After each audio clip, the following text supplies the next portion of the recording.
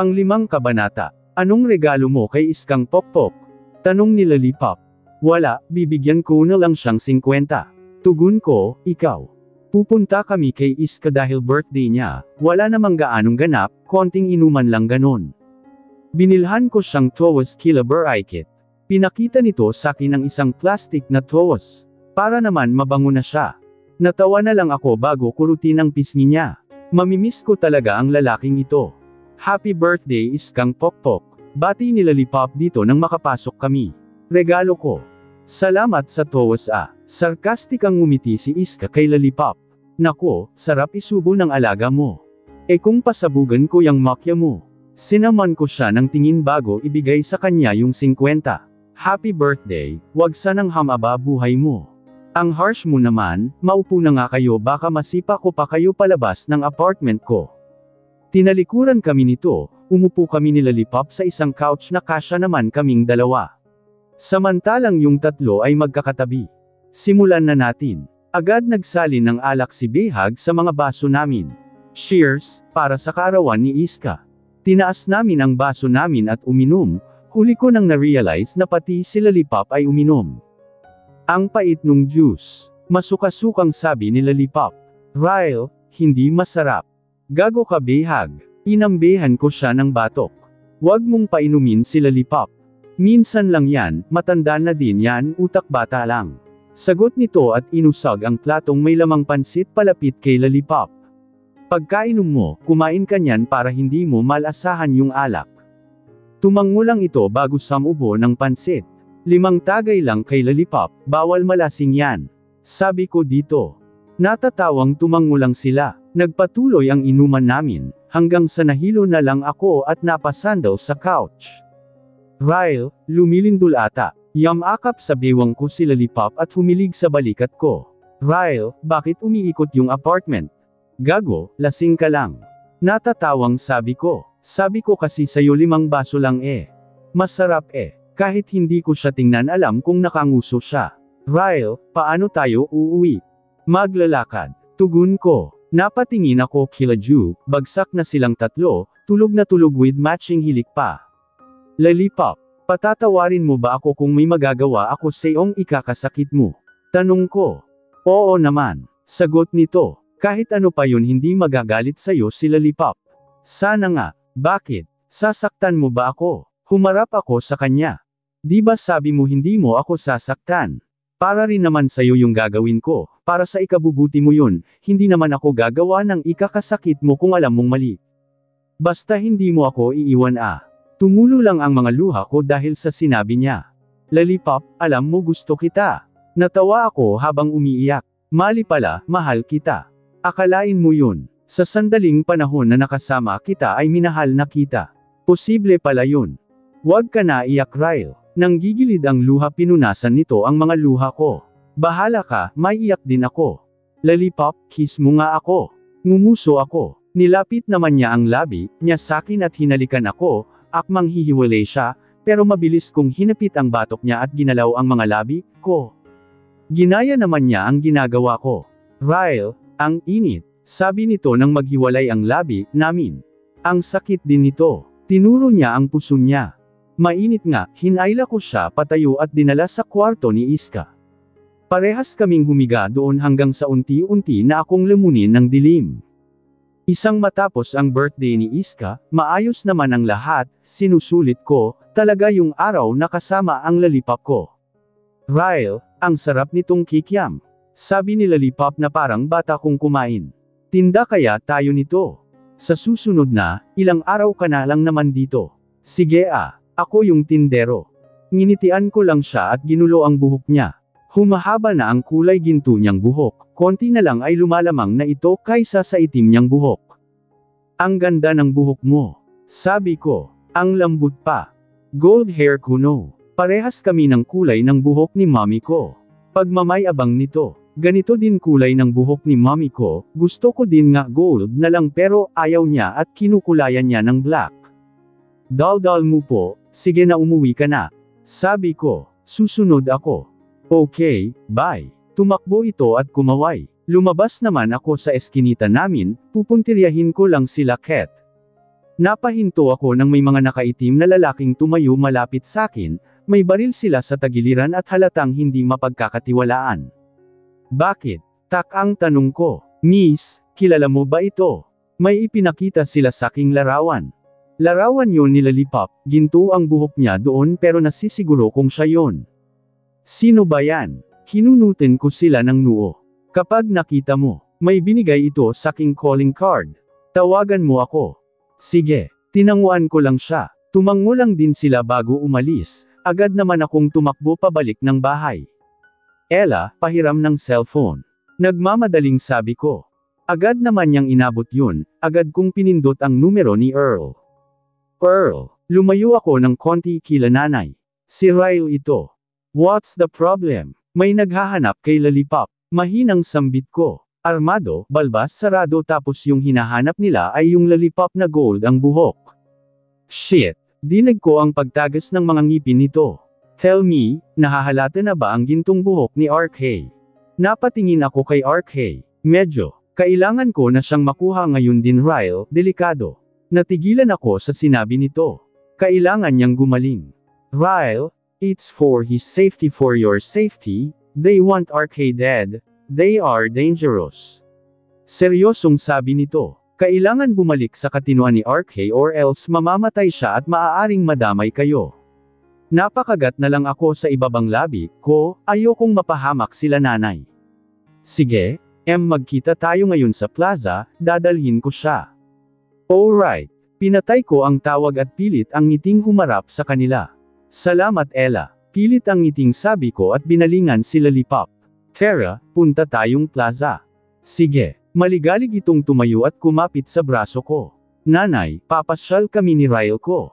Sige mag-iingat kayo. Thank you sa ice cream Ryle. Nakangiting sabi ni Lollipop na parang bata kong kumain. Mahal kita Lollipop. Sa halip ay sabi ko at hinalikan siya sa labi. Lagi mong tatandaan yun at huwag mong kalilimutan. Promise hindi po. Ngumiti ito ng sobrang tamis. Mahal din kita Ryle. Tinitigan ko lang siya, gusto kong kabisaduhin, ang buong siya, gusto ko nasa detalyado sa isip at puso ko ang itsura niya. Hinubad ko ang kwintas ko na bigay sakin ni nanay, nangako ako kay nanay na hindi ko ito iwawala pero, ang mahalaga sakin ay mahalaga na din kay Lollipop. Sayo na ito, wag mong iwawala .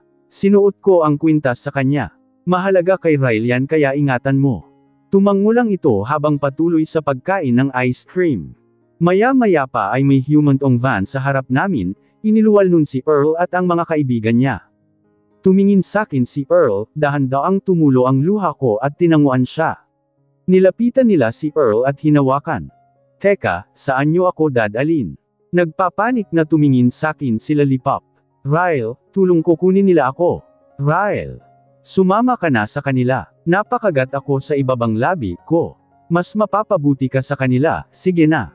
Ayoko. Ryle, di ba magkasama lang tayo forever? Humagulgol ito habang pilit kumikawala sa pagkakahawak nila Earl. Hindi pwede. Tinalikuran ko na siya. Sana mapatawad mo ako kapag nagkita ulit tayo. Ryle. Bawat hakbang ko ay para akong matutamba, sobrang bigat ng pakiramdam ko. Dinig ko ang hagulgol at pagtawag ni Lollipop sakin, pero ayaw ko siyang lingunin, dahil alam kong sa oras na lingunin ko siya ay babawiin ko siya. Napahinto ako sa paghakbang ng may mga brasong yamakap sakin mula sa likod. Ryle, sayo lang ako sasama. Umiiyak na sabi nito. Sige na uwi muna ako, uwi na tayo. Ayoko sama sa kanila. Sayo lang sasama si Lollipop. Pakiusap Lollipop tama na, nahihirapan na ako. Hindi na ako magpapabili ng kung ano-ano, hindi na ako papasaway, basta wag lang akong ibigay sa kanila. Ryle, please. Humigpit ang yakap nito sakin. Please Ryle, wag. Pinunasan ko ang mga luha ko at hinarap siya. Panipi, tama na hindi na kita kailangan. Umalis ka na samin, dahil pabigat ka lang ayaw ko na sayo. Pero gusto ko sa inyo lang ako. Lumuhad ito at yamakap sa bewang ko tsaka sinubsob ang mukha niya sa tiyan ko. Sabi ni Mommy dapat marunong tumupad sa pangako, yung isang tao, please Ryle tuparin mo promise mo. Tama na, wag mo na akong pahirapan. Tinanggal ko ang pagkakayakap niya sakin at tinulak siya. Sumama ka na lang sa kapatid mo, gaganda, Ang buhay mo kapag sumama ka sa kanya, gagaling ka, makakalimutan mo din kami ako. Ryle, ayaw. Umiling-iling ito. Sayo lang sasama si Lollipop. Ayoko na sayo, intindihin mo yun. Tinalikuran ko siya at mabilis na tumakbo paalis doon. Napasandal na lang ako sa isang poste at napahagulgol ng iyak, inilabas ko lahat ng sakit na nararamdaman ko sa pamamagitan ng luha ko. Si Lollipop ang bumago ng buhay ko, ang bumago ng pananaw ko tungkol sa pag-ibig. Gusto ko siyang makasama habang buhay, pero kailangan ko siyang bitawan. Kailangan kong bitawan ang isang taong mahal na mahal ko para sa kaligtasan ng lahat. Sorry Lollipop, humahagulgol kong sabi. Sorry, wala akong pakialam kung pinagtitinginan ako ng mga tao ngayon, kung gusto nila ay umiyak din sila. Ryle, umuwi na tayo. Napaangat ako ng tingin sa nagsalita, iuuwi ka na namin. Ju, niyakap ko siya. Ang sakit Ju, wala na si Lollipop, pinalaya ko na siya. Ryle, nararamdaman din namin ang nararamdaman mo. Hinaplos nito ang likod ko. Hinintay lang nila akong huminahon bago iuwi, hindi ko nga rin alam kung paano ako nakapaglakad o binuhat ba ako ni Behag. Ryle, nasan si Lollipop? Tanong ni nanay. Napano kang bata ka? Bakit magayang mata mo? Sinoli ko na si Lollipop. Napaluhod na ako at napaiyak ulit. Tama naman yung ginawa ko diba? Pero bakit ang sakit nanay? Gusto ko na ulit kunin si Lollipop ko. Ryle, pinantayan ako ni nanay at niyakap. Ang sama ko banay. Pinasaya tayo ni Lollipop, pinasaya ako ni Lollipop tapos sinaktan ko lang siya. Humigpit ang yakap ko sa kanya. Nanay, nagmakaawa sa akin si Lollipop kanina, pero pinagtulakan ko lang siya, wala nang Lollipop na babati sa akin ng good morning, wala nang Lollipop na madaldal, wala nang Lollipop na magpapabili ng Superman, wala nang Lollipop na magpapatawa sa akin, wala nang Lollipop na papagaanan ang loob ko, wala na si Lollipop ko. Anak, kasama sa pagmamahal ang sakripisyo at sakit, malay mo, pagsubok nyo lang ito ni Lollipop. Malay mo balang araw ay magkita ulit kayo. Paano kung yung araw na yun may iba na siya? Paano kung yung araw na yun hindi na niya ako kilala at ibang tao na siya? Makakalimutan ka ng isip niya Ryle, pero hinding-hindi makakalimot ang puso niya. Mahal ka ni Lollipop, anak. My boss, he want me to find her daughter, but he gave me a baby picture. How can I recognize her? I'm not a fortune teller. I went to address he gave, it's squatter area, there's a lot of scary people here. Nagtanong-tanong ako sa mga tao doon kung kilala nila yung sanggol but they said no, so I went to plaza but I got in trouble because of those idiots. My mafia enemy and my mother ex-husband, he want me dead because I'm the heirs of my mother's money. My mother is the daughter of Duque in Russia.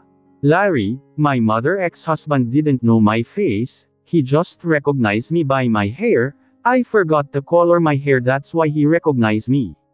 Kita na ang gintong buhok ko. I was about to run when someone hit me in my head, I fell on the ground.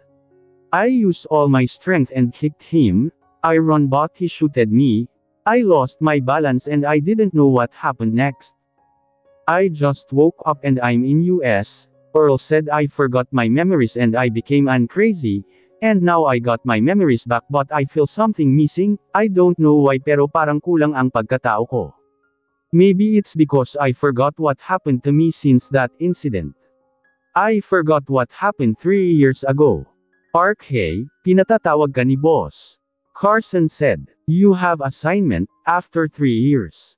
I just stood up and went to my boss' office. Boss, I coldly said. Good to hear that you're okay now. He smiled. You can continue your mission 3 years ago. About your daughter, I asked and he nodded. Don't you have a real picture? For Pete's sake boss, you gave me a baby picture, you think I can find her because of that baby picture? He chuckled. I already find her, all you need to do is find her location and bring her to my house.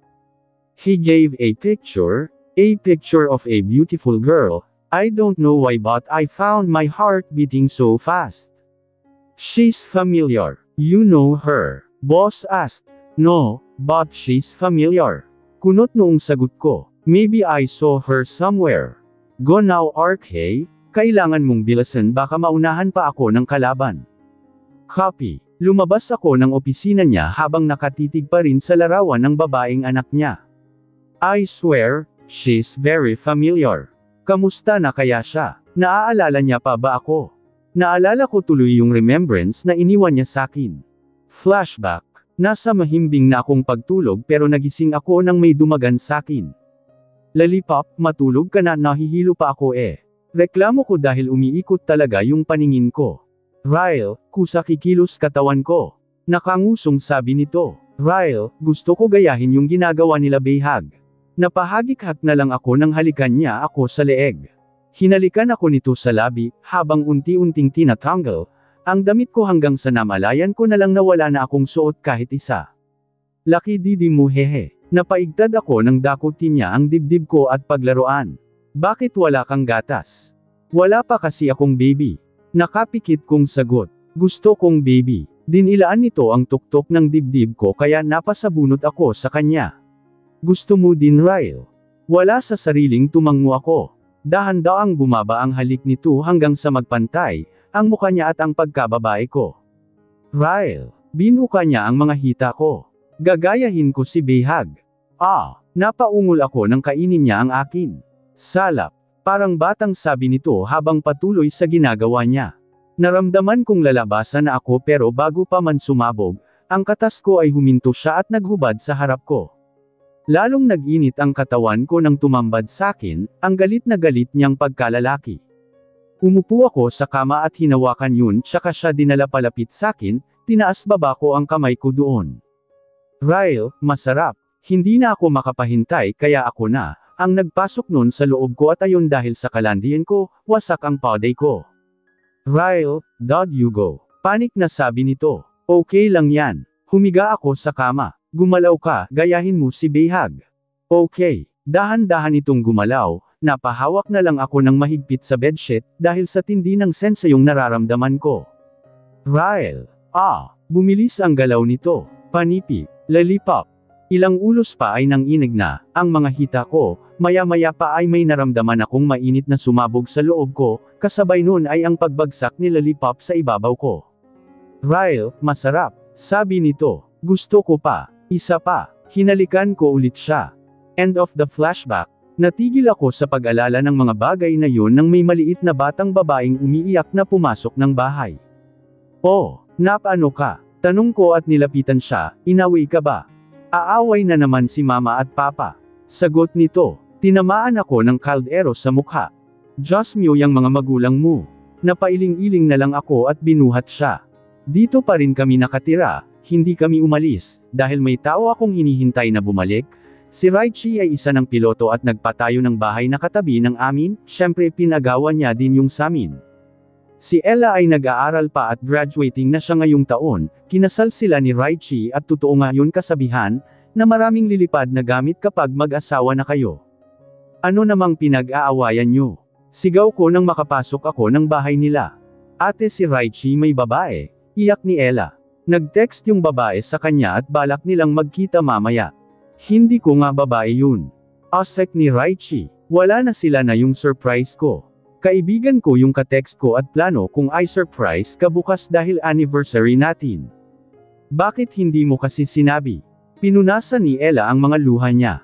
Ella, kapag sinabi ko hindi surprise yun. Nilapitan ni Raichi si Ella. Sabi ko naman sa'yo diba? Hindi ako mambababae. Sorry na. Dito kayo mag-sorry kay Raichi. Binaba ko si Raichi. Tinamaan nyo ng kaldero sa mukha. Huwag na kayo away, papa, mama. Iniwan ko na lang sila doon at bumalik sa bahay. Nadatnan ko doon, ang isang batang lalaking may gintong buhok na kumakain ng lollipop. Maring Ryle, bati nito sakin. Sira ulo ka. Nilapitan ko siya at kinurot sa pisngi. Ang dumi mo na naman, saan ka galing? Nudebold Computer Shop. Sagot nito na ikinalaki ng mga mata ko. Hoy, bastos yun. Joke lang, tambay lang kami sa plaza ni Ninang Juday. 3 taong gulang pa lang pero puro nakalokohan kahit bulol pa minsan. Nay, gusto ko sama kila Pedro, sabi nila punta sila gubat para hahanap sila ng multo. Sabi nito, pwede ba ako sama? Bawal, dahil delikado. Hinawakan ko ang may kahabaan niyang buhok. Gusto ko hanapin yung tikbalang kong tatay. Ngumuso ito. Sabi nila tikbalang tatay ko kaya ganito buhok ko. May amnesia ang tatay mo anak, hindi tikbalang.